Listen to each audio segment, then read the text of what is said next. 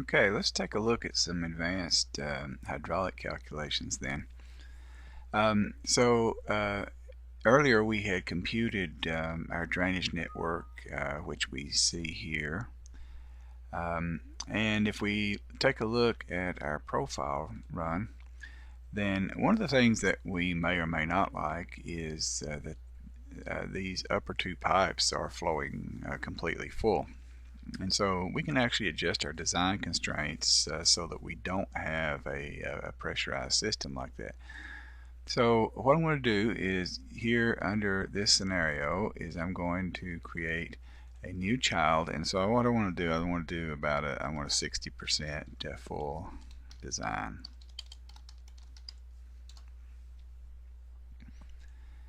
Now if we look at the properties of that guy, then we want to adjust the design constraints, which comes through our utilities, and I've already started one here.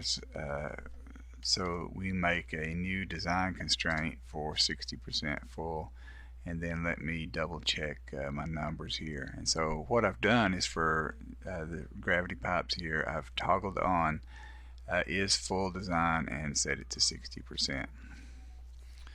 Now let's come back to our new scenario, and we'll change this design constraints to 60% full. And then we'll close some of this stuff. So now let's redesign with this guy here. So we'll redesign.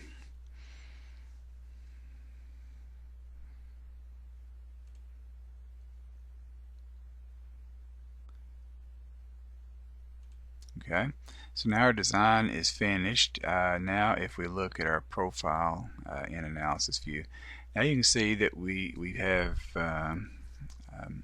our pipes only running part full. These lower two pipes really didn't change.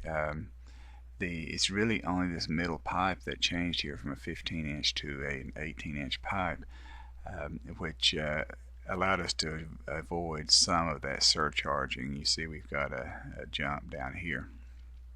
So that's one of the things that scenarios can do for you. And we'll look at some more advanced, so maybe we want to do something else. So what we've done so far is a peak flow design, but what we'd like to do is we'd like to check that design against a dynamic analysis.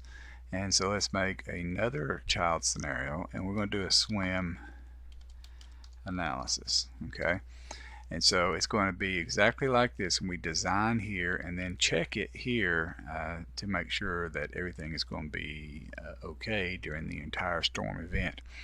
And so we need to make some adjustments.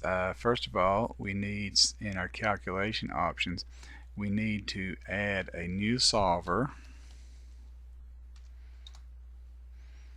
And so that's the first thing that we need. And so let's change that to a swim explicit solver. And I need to change this time step to 1 second. Alright, so that's the first thing we change.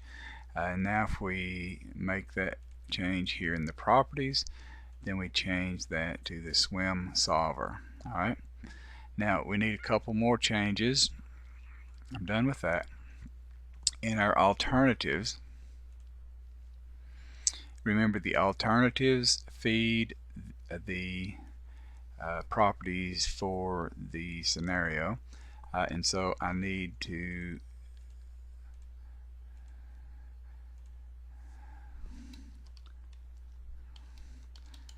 make a new hydrology alternative, and I need to make the changes here to the catchments. And so I want to change all my catchments to unit hydrograph, my loss method to SCS curve number, and then I want to set the curve number here in this table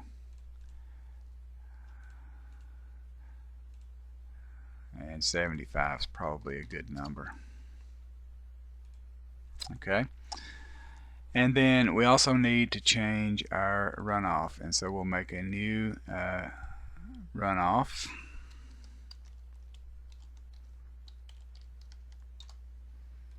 And then here I want to choose the this sample city 10-year. Now where this comes from is this is from our storm information, and in our storm data then we've got this sample storm, which is a time depth curve, and you notice it runs for well, the actual rainfall event is maybe 14-15 hours, but the definition is for 12 or for 24 hours, and so that's where this comes from.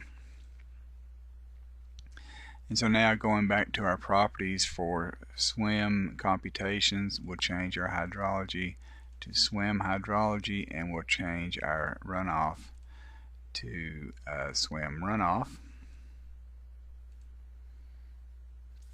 And then I think I'm done with these.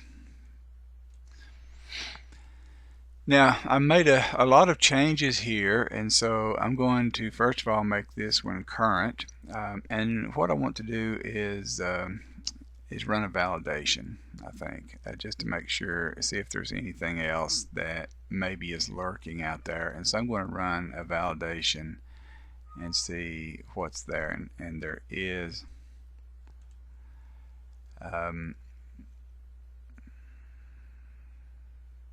okay, so I need to correct some properties here for these two sag inlets, because they need to, for a SWIM calculation, they need to have some type of storage computation done.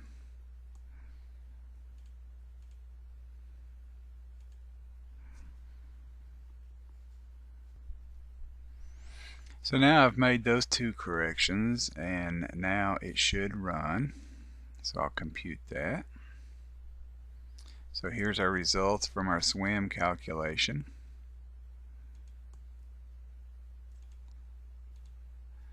Then we'll take a look at our profile as well.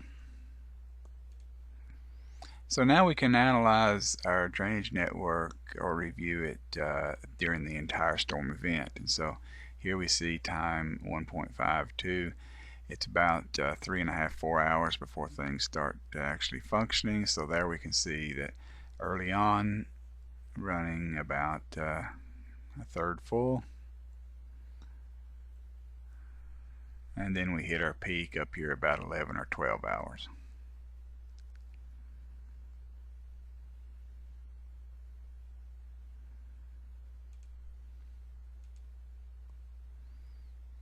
And if we take a look at our culvert down here,